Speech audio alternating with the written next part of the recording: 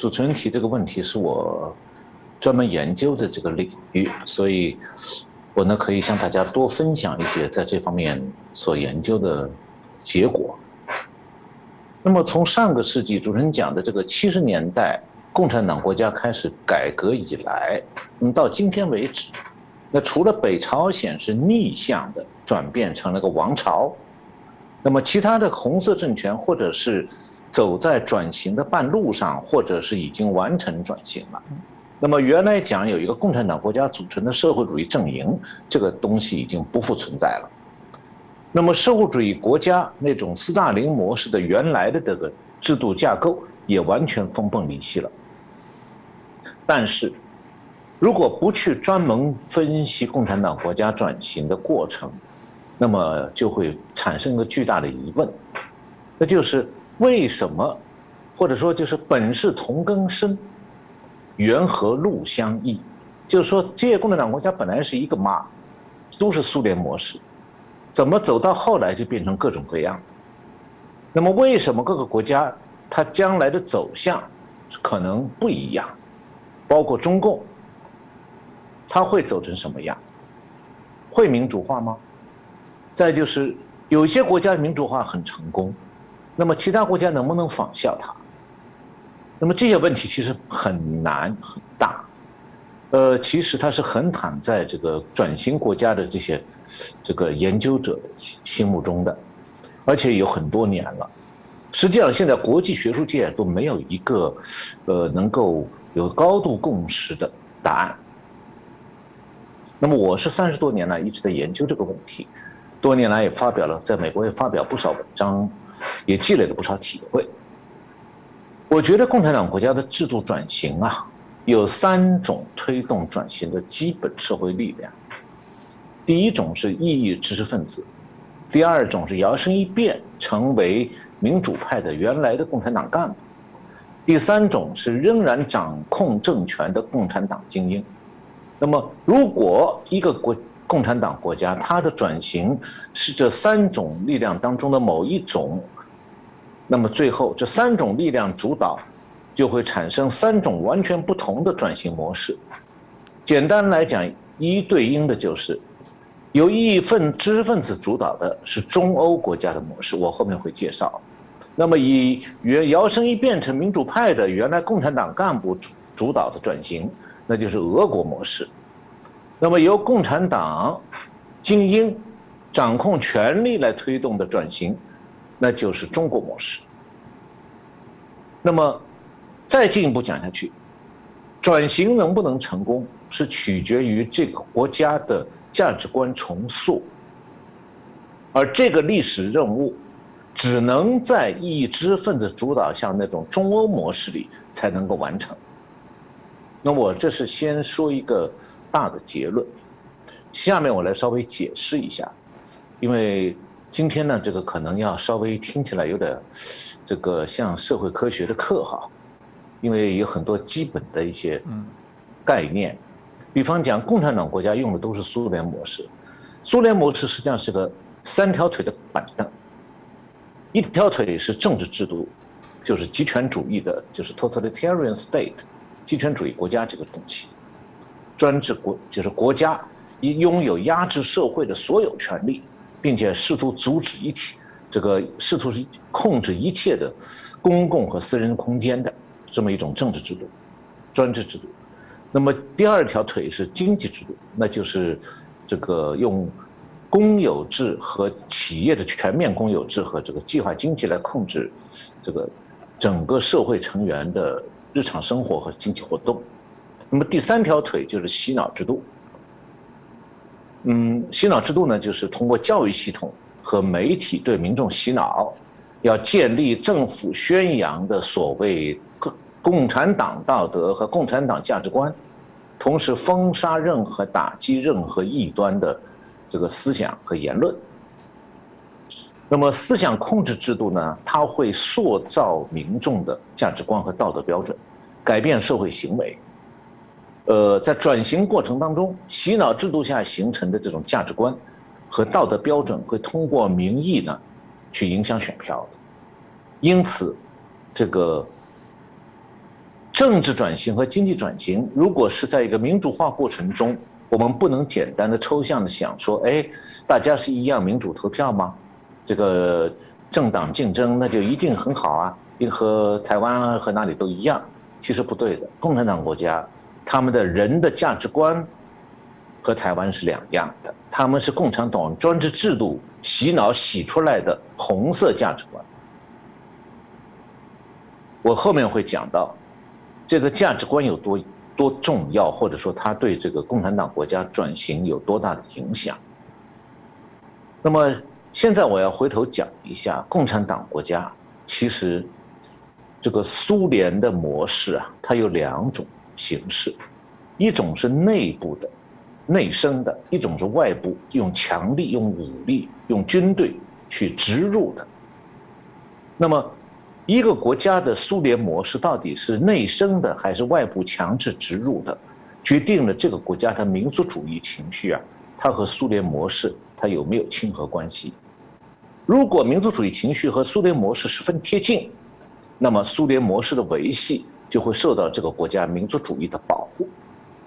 那如果苏联模式被认为是外来的有害的制度，那么这个苏联模式就会遭到这个国家民族主义情绪的抵制。大家可能都知道，世界上所有的共产党政权他们的建立啊，都是和苏联有关系的。我在讲以前中共的政权建立的时候也介绍过，苏联不是去援助他、指导他，就是扶持当地的共产党去在内战当中夺取政权。中共是个最典型的例子。还有一种呢，就是用占领军做后盾，强行的建立红色政权。那么共产党在本国土地上自己长出来，然后通过内战这种模式呢，实际上是内生型的，而用占领军强行建立共产党政府，这个就是植入型的。那么后面这种植入型的靠占领军扶起来的红色政权呢，是有明显的傀儡政府的特征的。那么中共就是一个内生型的红色政权的典型。那么波兰、捷克斯洛伐克、匈牙利呢，是属于那种植入型的红色政权的典型。所以这里呢，我就要开始讲一下东欧国家为什么情况不一样。说起来，东欧国家好像都在东欧哈。现在其实大家如果去研究社会科学的话，你会知道说，东欧这个词已经成为历史名词了。东欧国家分成两部分，一部分叫他们自称是中欧国家，就是比较亲西方的，像这个捷克、斯洛伐克、匈牙利、波兰这几个国家。那么还有一批原来的东欧国家，现在他们还是自称东欧国家或者自称巴尔干国家，像保加利亚、阿尔巴尼亚、罗马尼亚。那是很落后的民主转型不成功的国家。那么为什么会这样？首先我要讲一下，就是东欧国家的共产党政权都不是土生土长的红色革命的产物，而是二战以后苏联占领军栽培支撑起来的。那么当时二战的期间啊，苏联在莫斯科培养了一大批东欧各国的干部，给他们制定了不同国家的那个夺取政权的方案。然后呢，再把他们送回去，在那里建立听命于苏联的政权。那么东欧国家呢，战前是市场经济，也有市民社会的传统，所以当地的民众啊是对社会主义并不支持的。二战以前结束以前呢，也从来没有发生过拥护共产党的所谓革命，像中国大陆那样。那么东欧这些国家，他们的共产党政权和社会主义制度呢，都是苏联强加给他们。所以他在当地缺乏足够的社会基础，所以很可能台湾很多观众不知道，在中欧的那几个国家都发生过历史上民众对共产党政权的大规模反抗。1953年在东德发生过，1956年在匈牙利发生过，1968年在捷克发生过，1956年和1970年在波兰也发生过，就是民众几乎是起义。虽然不一定是有武装，那么当地共产党政权呢，每次都是在苏联红军的干预和协助下，甚至苏联红军出动坦克去残酷镇压这些反抗。那么这种镇压正好是强化了当地这个共产党政府那种傀儡的色彩，那民众对苏联代理人政权的不满呢，很自然的就和什么民族自救啊、国家独立挂上钩了。所以对不满的民众来讲，苏联模式是外来的压迫本国人民的殖民制度，你要爱国，你就得反对苏联模式。所以这种社会认知和中国民众对中共的那个苏联模式的看法是完全两样的。那么接下来我来讲一下这个苏联模式，我刚才前面讲到有3个组成部分：政治制度、经济制度和洗脑制度。那么转型的话，就是这3方面都要转，就是要告别极权主义国家，要告别社会主义经济制度，还要告别洗脑，结束洗脑制度。那么政治转型就是要结束极权主义国家，用民主制度来代替；经济转型是终结社会主义经济制度，用自由经济来代替。这2方面是共产党国家制度转型的2个支点，也是大家通常关注的2个大领域。但是除了这2个支点之外，还有一个迄今为止经常会被忽略的一个基本任务，就是制度转型的第3个支点，那就是要抛弃洗脑制度，并且实现社会转型。这个社会转型这个概念是我提出来的，是个新概念，就是 social transformation， 以前没有人这样讨论过。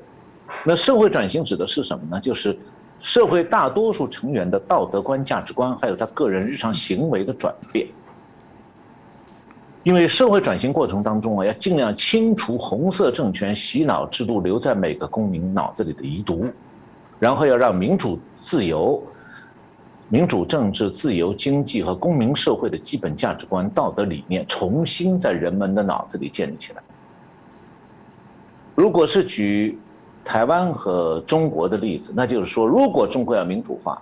那是需要让台湾人去教他们怎么重新建立台湾人的价值观和道德观。但是能不能做到呢？我们知道不容易的，因为转型国家开始政治和经济转型的时候，民众在共产党时代形成的道德观、价值观和行为模式是必须要相应做调整的，要改变的，不然的话，他们就会在民主选举当中按照他们旧的价值观行事了。那么这样的话呢，这个如果选举政治取代了红色政权时代那种权力配置、共产党垄断，那么民众的选票就可能极大的影响参政党的这个政策走向，而政党的在政治转型当中朝哪个方向走，很大程度上是会由民众的原来的旧价值观所左右。所以这样的话，一个共产党国家能不能顺利的完成这个国家的制度转型，除了政治转型和经济转型之外，社会转型是必不可少的。那只有当社会上多数人都接受了一套适应现代民主社会和自由经济的道德还有价值观念，那么政治民主化和经济自由化才能走上正常的轨道。那如果社会转型不顺利或者根本没开始，那么整个政治和经济转型很容易遇到障碍，或者干脆就走上歪路。所以可以讲，社会主义国家完整的制度转型是包括3个互相支撑、互相制约的支点，也就是社会转型、经济转型、政治转型。那么这3重转型呢，就像一个3条腿的板凳，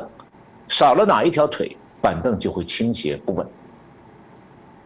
以前呢，大家都通常认为说政治民主化和经济自由化就是共产党国家制度转型的全部含义了。那么这2部分，就政治转型和经济转型呢，确实是制度转型的基本内容，但是社会转型其实比政治和经济转型更重要。不仅仅是因为它决定政治转型、经济转型的方向和质量，还因为社会转型比政治和经济转型更难。那么政治转型为什么说更难呢？就政治转型和经济转型都有样板的，那就民主国家的制度框架，设计起来不费力，实施过程呢可能有点艰难，但是呢多少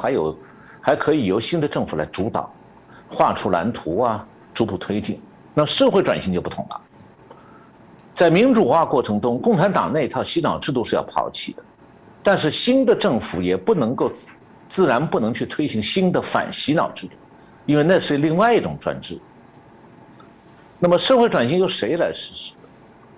新政府当然不能全盘包办，不然就跟共产党一样了。那么如果是新的政府放手让民间自己来实施，那谁来负责？又怎么样推进？效果可能如何？这一点你去翻社会科学的政治学、社会学、经济学3大学科，翻任何一本教科书都没有答案的，到今天为止仍然没有答案。就是社会转型不能够是强制型的共产党式的思想运动，但是又需要让社会成员自发的主动的参与。而且呢，就是社会自发的这种社会转型可能出现什么结果，政党或者政社会力量可能不见得能把握得住，掌握不了，控制不了。所以从这个意义上讲啊，共产党国家的制度转型有一种像把鱼汤煮成鱼的过程。以前呢，红色政权是把中华民国的这条鱼煮成鱼汤了。现在如果共产党要走共产党国家的民主化、经济自由化，这个洗脑制度要完全抛弃，然后把价值观给改过来，这个过程有点像把鱼汤煮成鱼，大家想想有多难。那么一个共产党国家一旦走上转型道路，是不是就可以一帆风顺完成转型？答案是否定的。以前大家对转型的理解是比较窄义的，就是把它单纯理解成民主化和市场化，就是这种窄义的理解容易这个误导大家，让大家产生一种错觉，说以为只要有了民主政治的和市场经济的初步框架，这个国家的政治发展、经济发展就会一帆风顺。实际上呢，在这种错觉的引导下，大家有可能会对转型的结果还有过程期望很高。那么事实上呢，这种很高的期望，往往会和现实脱节的，然后又带来大家的失望和不满，甚至诱发对共产党时代的怀念。这都是我们在共产党已经转型的共产党国家经常看到的。那么政治转型和经济转型的制度设计啊，是可以预期的，它的转型过程呢，也大体上可以操作，相对来讲比较容易。我刚才讲了，社会转型既没有制度设计，也没有操作途径，全靠社会成员的自觉行为，几乎是一个不可调控的过程，而且它的结果难以预测。但是政治转型和经济转型的成果很大程度上取决于社会转型的成效。如果社会转型没有办法把握好，那么政治转型和经济转型能取得多大成就，逻辑上是没有办法预测的。那么按照社会主义国家的转型啊，是不是实施政治转型、经济转型和社会转型？那逻辑上就可以辨别出来至少三条道路、3种模式。第一种就是政治、经济、社会3重转型同步进行，顺利完成，这是一种完美的、完整的转型，这第一种。第二种是只实行政治经济转型，但社会转型迟缓。那么第三种是既没有政治转型，也谈不上社会转型，只剩下经济转型。那么这种情况下，这个我们可以再进一步推理。那么刚才我前面提到，共产党政权有植入型的红色政权和内生型的红色政权。那么植入型的红色政权，它要是进入制度转型，比较可能走第一种，我刚才讲的第一种，就是比较完美的政治、经济、社会的3种转型，我后面进一步介绍。那么因为在这些植入型的共产党社会里头啊，它本来有民主社会的一定的基础，有这样的历史传统，所以它对这个完成社会转型，它会有比较大的这个自发的社会动力。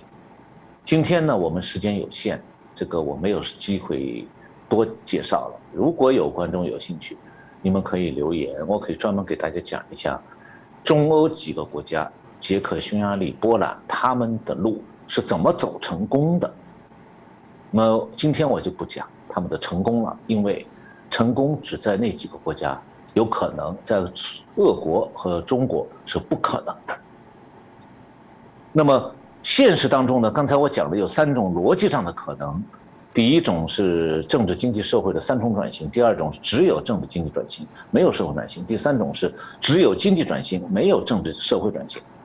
那么正好现实当中恰恰就有这3种模式。这个中欧国家就是捷克斯洛伐克、波兰、匈牙利是实现了政治、经济、社会的3重转型的，这是中欧模式。那俄国是只实行政治经济转型，社会转型迟缓，这俄国模式。那么前苏联的加盟共和国，还有巴尔干地区一些国家，像刚才讲的保加利亚、罗马尼亚，这个都是属于这一类的，和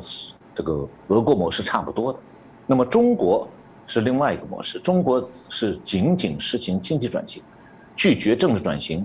而且也不可能出现社会转型，这是中国模式。那么这3种模式分别是有3种不同的社会力量在主导。中欧模式是由异议知识分子主导的，那么俄国模式是原来的苏联的共产党干部主导的，但他们现在都加入民主党派，所以我有时候开玩笑说他们是把那个夹克反过来穿，本来是外面红的里边白的，他把夹克反过来，白的翻到外头来，红里子翻进去，他就说我现在就不是共产党了。那张脸那个人还是他自己。那么中共呢，就是完全是共产党在主导。